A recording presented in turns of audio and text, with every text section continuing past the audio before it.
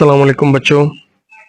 आज हम पढ़ने जा रहे हैं फिजिकल क्वांटिटीज और नॉन फिजिकल क्वांटिटीज। तो बेटे इन दोनों को अंडरस्टैंड करने से पहले हम एक टर्म को अंडरस्टैंड करना पड़ेगा जिसका नाम है मेजरमेंट। What is measurement? तो बेटे मेजरमेंट क्या है?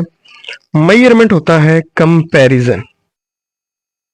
कंपैरिजन किसके दरमियान? बिटवीन नाउन और अननाउन के दरमियान। अब इसको एक एग्जांपल से समझते हैं कि what is comparison between noun and unknown.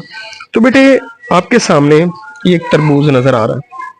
ये तरबूज बेटे हमारे पास है अननाउन, आपने कोई रैंडम उठाया है और इसको अब हमने मेजर करना है। मेजर करने के लिए हम बाट का इस्तेमाल करते हैं। फॉर एग्जांपल इसको हमने मापा तो ये आया 3 kg, मेजर किया तो 3 kg आया। अब जो 3 kg था ये हमारे पास क्या था? नाउन।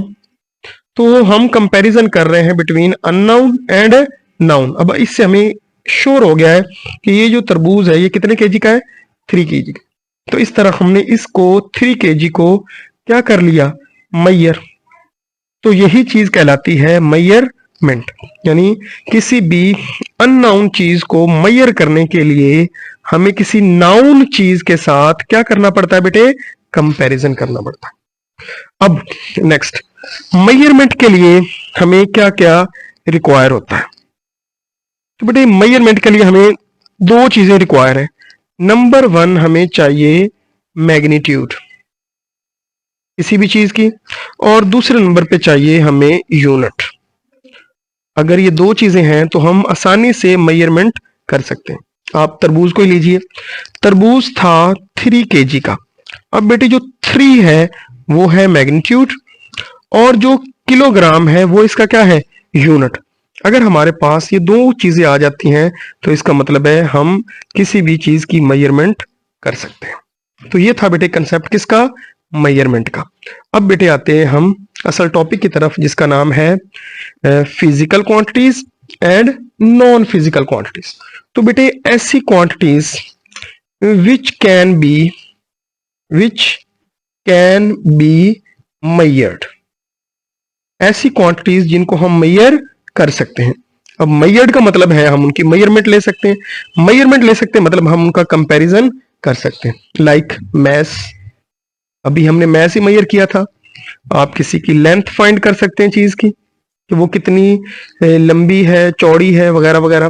फॉर एग्जाम्पल हमारे पास ये कोई इंसान है, इसकी हम हाइट फाइंड करना चाहते हैं, वो 1.7 मीटर है।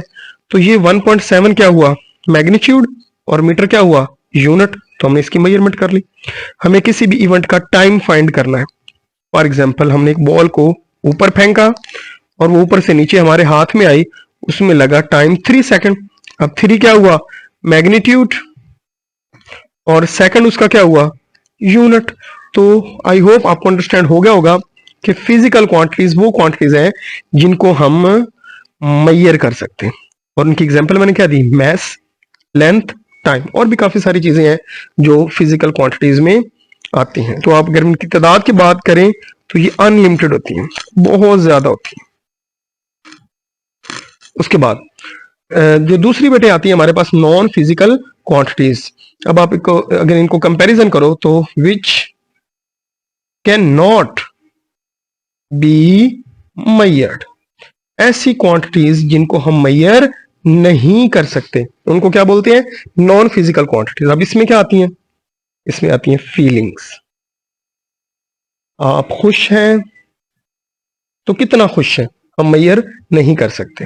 ओके, आप गमगीन हैं तो हम नहीं मेजर कर सकते कि वो कितने गमगीन हैं। इसके अलावा अगर हम बात करें टेस्ट की, तो किसी भी चीज का टेस्ट कैसा है ये भी मेजर नहीं किया जा सकता। तो ये वो चीजें हैं बेटे जो हम मेजर नहीं कर सकते हैं। लव, ये जो इमोशन है लव, वो भी किस में आता है?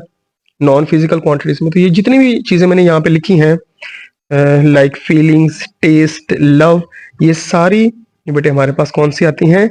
नॉन फिजिकल क्वांटिटीज, यानी जिनको हम मेजर नहीं कर सकते। तो ये था हमारा बेटा topic physical and non physical quantities. I hope you understand.